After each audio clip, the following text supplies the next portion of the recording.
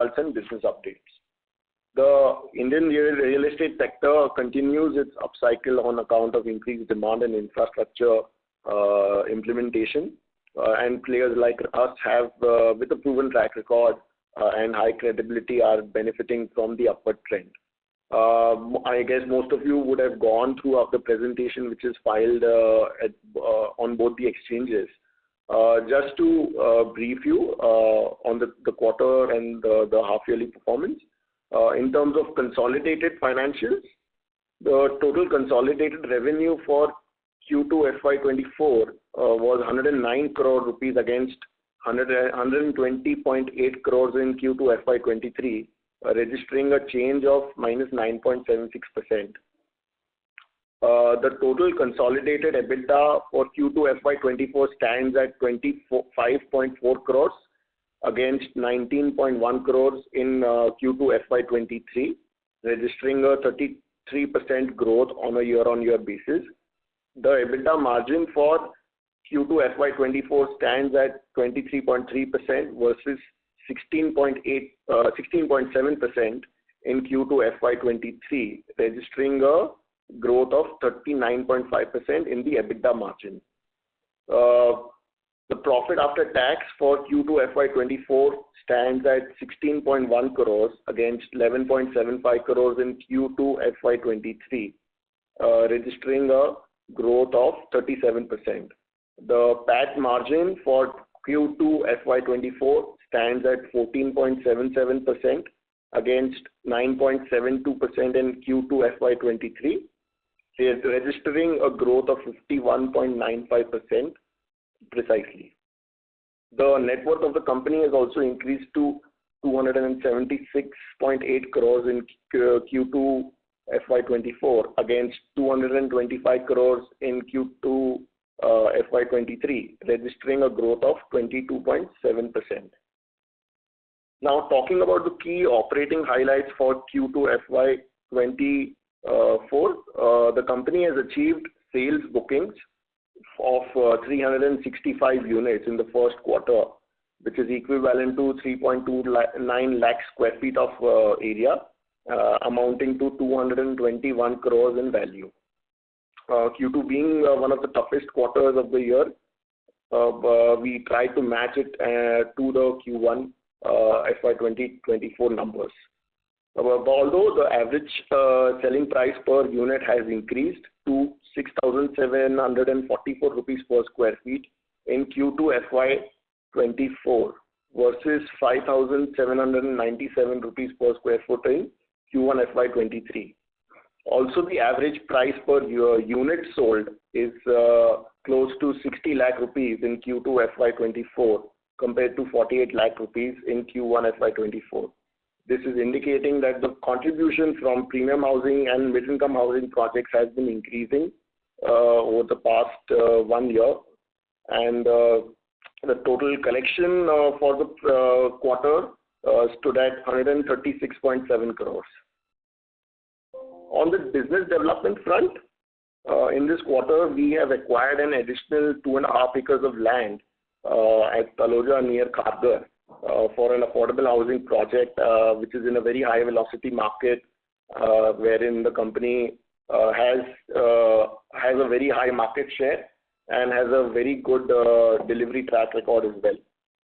The development potential from this project is to be around 175 crores, and the total estimated saleable area would be 3.5 lakh square feet of area, and we could expect approximately 450 odd units coming in this project as well.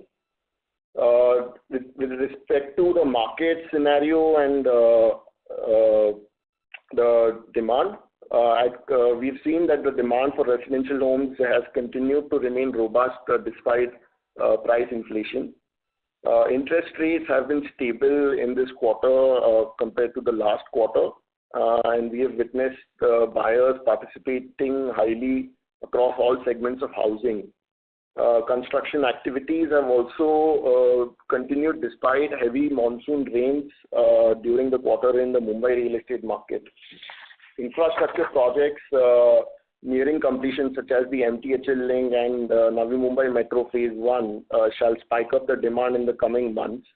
FY 2025 is also looking to mark the inauguration of the Navi Mumbai International Airport, and that should ensure multifold growth for this region over the next decade.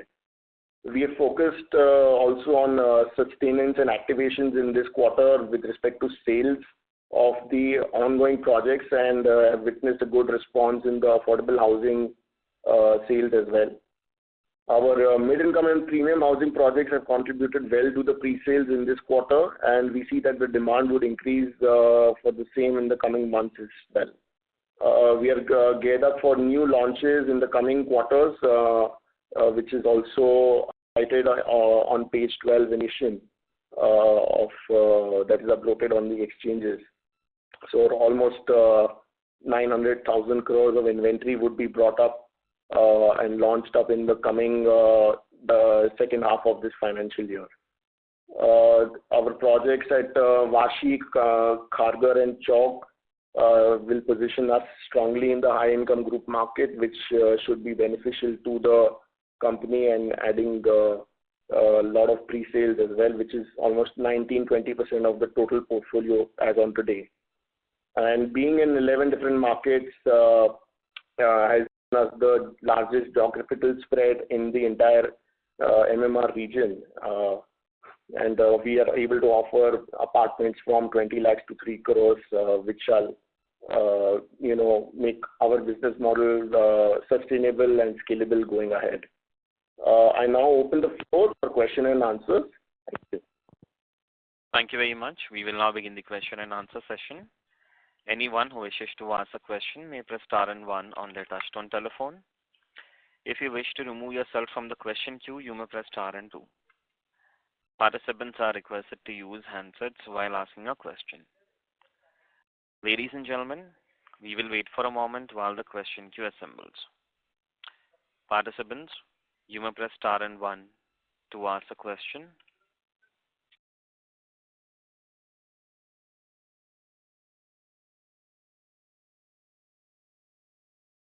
Ladies and gentlemen, you may press star and 1 to ask a question. The first question is from the line of Darshit Vora from Robo Capital. Please go ahead. Yeah, hello, am I audible? Yes, you are. Yeah, hi. One moment, sorry to interrupt you. The line for the management drop. Please take a minute while we rejoin the management back to the call. Okay.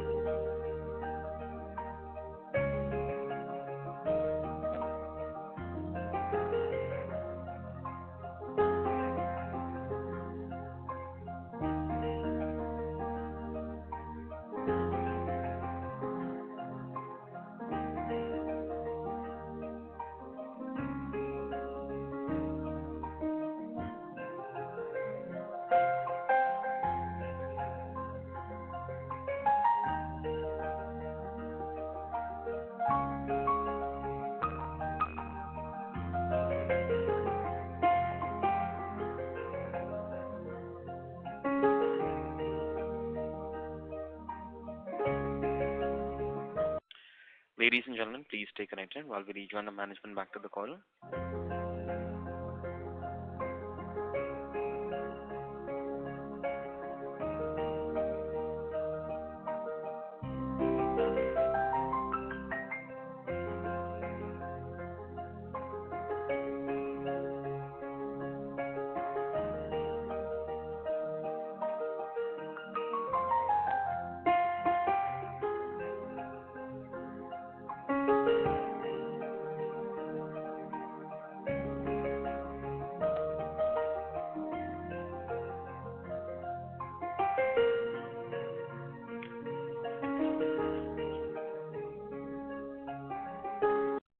Ladies and gentlemen, thank you for your patience. We have the line for the management reconnected. Krupesh, Darshit, I'm sorry, but please go ahead with the question. Yeah. Okay. So hi, good evening. Am I audible now? Yes. Okay. So thanks for taking my questions. My first question is, from revenue recognition perspective, what will you think will be the revenue and PAT margins for the second half of the year? We won't be able to answer you very precisely because it's a forward-looking statement. But from the FY23 numbers, we are looking at a growth of 25% minimum on all the verticals of PAT, revenue, EBITDA, even the pre-sales. So from FY23 figures, we are looking at a 25% growth minimum. Okay, on all line items. All right. Okay. And what would your broad sense be on FY25 and 26, like some kind of internal targets or some deals that you've already struck? So, in terms of the numbers going forward also, we would like to grow, and we are expecting to grow at the rate of 25% for next 3 years, at a CAGR of 25%, I would say. Right. So 25, 26 also should be on the similar lines of 25% CAGR. Okay, great. Okay, thank you, and happy Diwali. All the best. Happy Diwali. Thank you. Participants, you may press star and 1 to ask a question. The next question is from the line of Ajit, individual investor. Please go ahead.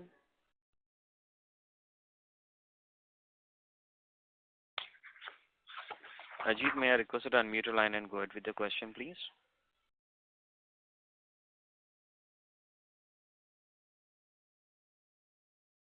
Ajit, can you hear us? Hello. Yes, go ahead. Yeah, is my voice signal okay now, please? Yes, now it's audible. Yes. Okay, a very good evening to the managing board, and congratulations for a very encouraging set of numbers. My question is to Mr. Chhajer. Sir, you may find my question a little indirect, but I would be happy to get some information. See, I was looking at your set of ongoing projects, and I found 2 ongoing projects in the Vashi zone, which I believe are kind of redevelopment projects. I think one of them is called Alinta, and the other is Arihant Advika, if I remember right. Is that correct? Is my understanding correct that these are like redevelopment projects? Alinta is not part of Arihant Superstructures Limited. Okay. Arihant Advika, yes, it is a redevelopment project, and it is in one of the subsidiaries, Arihant Ashiana Private Limited. Okay. And the first one you said is the listed company Arihant Superstructures has no interest in Arihant Alinta. No, there is no interest of anything in Arihant Alinta because that's a legacy project which was taken before the company was listed. Okay. So if I may just ask you, sir,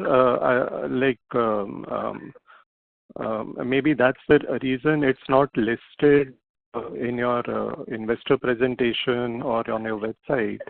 But if I see the holdings of Arihant Superstructures over the MMR city, then the project seems to be listed along with the other projects. So,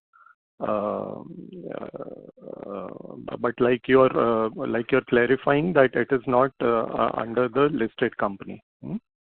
Correct. Okay. Okay. Thanks for the clarification.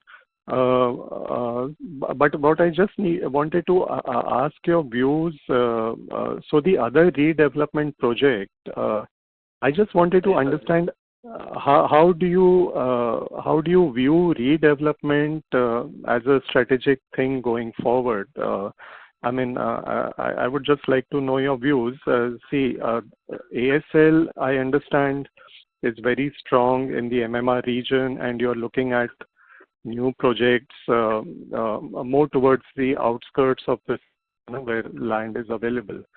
But are you at the same time also exploring redevelopment projects under our listed company? That is my question. Like, how does the management view redevelopment projects vis-a-vis a completely fresh project? So see, we get opportunities from a very, very large geographical base and from many, many locations. So we evaluate each and every opportunity that comes to the table. We obviously follow a matrix which is related to the population of the city and select our projects accordingly.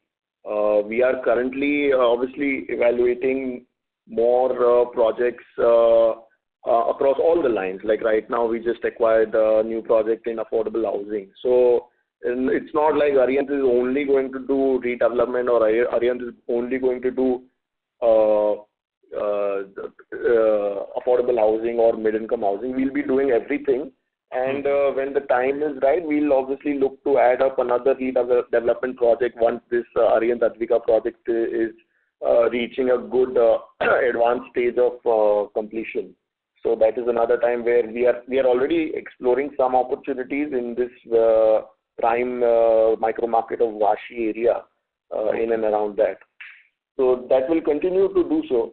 And just to let you all know that there is, apart from the legacy projects which were taken before Arihant got listed, there is no other project which is outside of Arihant Superstructures as on today. So everything new that is being even scouted at is going to come to the company level, to the listed company level only, and be it at the holdco level or at the subsidiary level. Just for your information, last 2 years, all the new acquisitions have been directly in the holding company itself. Okay. So there is no separate vertical of our group which is scouting projects separately. Whatever was a legacy had to be kept it that way because we did not bring anything to the listed entity by way of valuation. So we've been very firm on that. But going forward, everything is happening in ASL. Okay. So just a clarification, sir, because I am personally,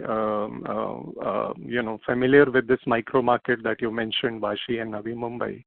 So, like you said, I'm sure the company is listed for like how many, more than 10 years, around 10 years? It's been 12, 13 years now. Okay. But this particular legacy project that you're mentioning is still, I think it just kicked off just during the lockdown or after lockdown. So how would you explain this mismatch of time? Like, company has been listed for 12, 13 years, but this legacy project, which is actually maybe just about 25% complete now, is not a part of the... So why this time lapse was there if it's a legacy project? Why is it picked up now? We had signed up with the society in 2009. Okay. We got listed in 2010. So okay. That's how it has automatically become a legacy project. And okay. The other project, Arihant Advika, was signed up in 2013. So that's when we were listed and we took it in one of the companies of the listed entity. Okay. Fair enough. That's a very fair clarification. Approvals have taken a lot of time. That's why you're seeing these projects go live just 1-2 years from today. Yes. That's why people may be thinking that, but these were actually supposed to happen in 2014-15, but due to multiple challenges, external challenges, I would say, okay. Things have got delayed. But nevertheless, today also opportunities are good. We are benefiting from these projects, and the time is right. Premium housing is doing well. So it's going well. Okay. So my last question, if I may, quickly. on the same bandwidth, you may have also noticed that even company of the pedigree of Godrej Properties has also picked up a redevelopment project in the vicinity of your legacy project. So I'm just trying to understand that what is your personal view? Do you see a place like Vashi and Navi Mumbai going for a very long prospective cycle of redevelopment in the coming maybe 5-10 years? Because everyone wants to upgrade and everyone cannot move on the fringes of the city or out of the city. People probably want to stay in the heart of the city but still want to upgrade from their existing old construction to new construction. So will this be like a priority area for ASL in the coming 5-10 years? Yes, absolutely. So we'll have a good share of premium housing redevelopment projects, and we'll want to take up more new projects, although there are not many available even today, because it's a very long process to get a project on board. You have to get multiple challenges, multiple approvals, recommendations have to come. People have to accept you as their developer. So it is not going to be very easy for anybody, for that matter. Okay. And I don't think in 5 years we'll see maybe like 100 new redevelopment projects pop up in Vashi. It's going to be a long journey for at least 15-20 years. So maybe after 25 years we could see a different skyline in the locality of Vashi, but not happening very soon in next 5-10 years. Oh, okay. So one cannot and should not really take cue from like the transformation that we have seen in, let's say, Lower Parel or Prabhadevi area. Of course, that has also taken 20-25 years. But the way the skyline has changed in that part of the city is possible in MMR and Navi Mumbai region going forward over the next 15-20 years. Vashi also has taken 40 years to develop to what it is today. As a city, as a location, and any locality takes minimum 30 years to develop in a very matured manner. Like if we talk of Kharghar, Arihant has been doing projects in Kharghar since last almost 2 decades, but yet Kharghar is see at least 10-12 years more of developments happening in Kharghar, and then we can call it a developed area, and then maybe it will take at least as much the same amount of time for it to get redeveloped also. Yes. So developing new cities in Mumbai area is at least a 50-60 year process from first development to full maturity, and then going into redevelopment and having a full new facelift to the city. Sure. Yes. Thank you very much. Your insights are very helpful, and good wishes for the future of the company. Thank you. Thank you. Next question is from the line of Krupesh Shah, individual investor. Please go ahead.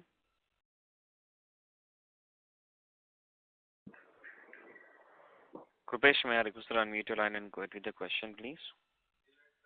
Hello, am I audible? Yes, you are. Yeah. Good evening, everyone. My first question is, what's the reason for the decline in the revenue in this quarter, and what would be the trend going ahead in the next few quarters? So obviously some revenue recognition could not take place. So, and because of the monsoon, the work happening on site could not happen to that speed because the monsoon is a challenging environment to work in. So that is why we've got a slight decline in the revenue. But we made up for it in the profitability. The efficiencies have gone up in this quarter, and the PAT margins are at 14.77% from 12.89% in the previous quarter. Okay, yeah. Thank you. And one more question, that we are going issuing a warrants over here. So what would be the funds utilized for, and within how much time period the same funds would be utilized? So the funds will be utilized for the general corporate purpose and development and development of the ongoing projects. So that's the main utilization. And so it's a warrant issue. So some part of the fund, 25% will come now, and some part will come in 12 to 18 months. Okay, so we use it for approvals and everything that is happening in the company, basically. Okay, so it's not related to some specific project as such? No, not specific project. It will be a general use. So we are obviously running many projects, so it will help out, to speed up the cycles of the ongoing projects. Okay. It was very insightful. Thank you so much. Yeah. Thank you. Next question is from the line of Vignesh Iyer from Sequent Investments. Please go ahead. Hello, sir. Thank you for this opportunity. Firstly, I would like to know what is the total pipeline for FY24?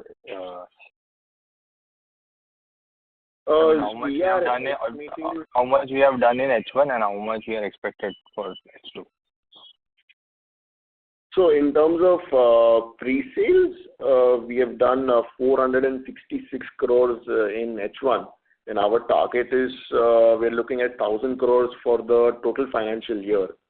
So for H2, it looks at around 535 crores odd. That is what we are targeting minimum in terms of pre-sales. And do we have any new launches in H2? Yes. So we have multiple launches in H2. So we have launches in the affordable housing, mid-income housing, and premium housing categories. So just to name a few projects, Arihant Aradhya will have almost 220 odd units being launched in second half at Kalyan. Shilpata is a new project which will come up to the market for the first time. Very hot location, very hot market. It's doing the largest volumes in the entire MMR region, and we are very happy to be a part of this micro market. So we're expecting around 425 units launching in that location, in that project, which will be around 200 crores of value. The flagship project, Arihant World Villas, also is expected to launch in Q4. So this is under the premium housing category, where the first lot of 75-80 villas will be opened up for sale and development. Also, one new tower is expected to be launched in Q3 in Arihant Aspire Panvel, which has been doing very well in the last 1.5 years. And we are expecting a similar traction coming from that project also. Estimated revenue potential is around 210 crores. So total nearly almost 970 odd crores of new stock value is going to be launched in this coming H2 FY 2024. Right. So when we talk about this new launches, usually how has it been historically when it comes to bookings? I mean, a lot of real estate companies have a booking of roughly around 30-35% when the project launches it, and then a good chunk comes when the project gets finished. So what is that ratio for you? I mean, what is historically it has been for Arihant Superstructure? So it depends on which micro market we are launching and what we are bringing on the table. Sometimes we have done sales of maybe 15-20% sales, 15-20% of the inventory that we have opened. Sometimes we have been able to sell 80-85% as well. So it depends all on what is being brought on the table and which micro market it is in. We are obviously open to selling as much as possible. We target to sell 100% in the launch period so that our working capital is very well taken care of for that project, and we are able to move on to a newer phase or new tower or new project after that. So our targets are always high, but then obviously these are all based on the feedback and the environment that you create and the response that you get from the market. So it could range anywhere between 15 to 80%. That is what has been the past. But in these new launches, I think we would be having a minimum 15% sales in any launch, and we would be targeting to do even better than that. Right. So with all these launches, we would require a lot of cash flow to be deployed, right? So what is the peak debt that we can see in our business going forward? Maybe what year do you see our debt getting peaked? It is FY24, 25. Just to get an idea, because we are already around 400 crores debt, if I'm not wrong. Yeah. So, what our company's policy is that we only want to take debt majorly for the acquisition and the approvals. So we don't depend on debt a lot for the construction, and that is why we are very much inclined to sell as much as possible in the launch phase, which takes care of our working capital. So 400 crores is the ongoing debt, I think 405 crores precisely. And I think some of it would be repaid in FY25 also. So I think ICHA Ventures, which is 45 crores, will get repaid by December 2024. And there will be some repayment in the STCI loans as well. But yeah, this will be, the peak of debt will be somewhere around 425 crores for next 3 years. So the peak levels will be that, because we are adding new projects also. The company is growing. It has added considerable inventory in the last 2 years to its portfolio. And to get these projects off and running, sales will be the first target. And if required, then we may raise some working construction finance for a particular project if needed. And I think this warrant issue is also going to help us, manage out the working capital requirements in the coming 1.5 years. Right. So as of now, your company is around 1.8 to 2 times debt to equity. We can say, even if a lot of lucrative projects comes in, and let's say the